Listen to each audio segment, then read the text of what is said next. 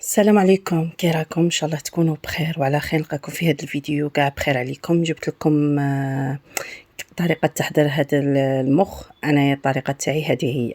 هنايا كنت ديت المخ، غسلته مليح، ماشي غسلته مليح، غسلته بالماء والخل، وعاود شللته وخليته يكثر تما.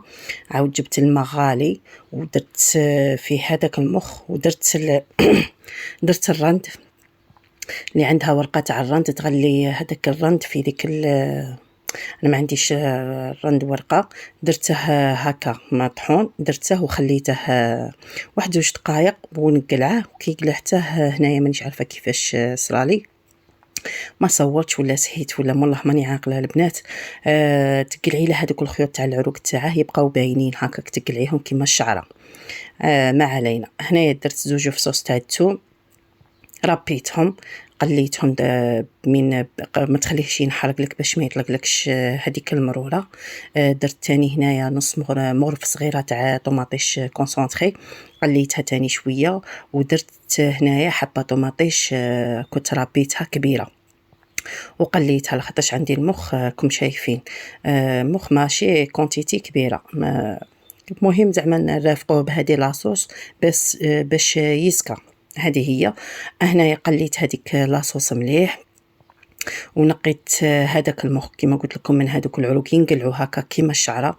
وثاني لي زيبيس اللي غادي نستعملهم هنايا، كاين ملح، كاين فلفله كحله، وكاين كمون. هادو هما اللي يجوا في المخ. كنت قلت لكم شيرات راني بلاصي بور يستحملوني بلا ما عدلته ولا شوف كي ندير. راني نصور غير بيدي، يد قابضه ويد تصور، وخطره نلغى لولدي يصور لي كي يرضاو عليا. المهم ما علينا، المهم الفايده وهذيك هي.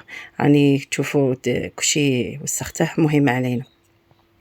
اللي وصلت معايا حتى لهنا نقولها ما تنسيش هذاك الجيم باش الفيديو يشوفوه عدد، يطلع الفيديو يعرضه، يبقى يعرضه اليوتيوب. هذا مكان يعني ما غادي نخلصوا عليها ما والو. هذيك الجيم هنايا درت هذاك المخ بعد ما تقلات لي هذيك لاصوص، وكما راكم تشوفوا هنايا تفتت لي.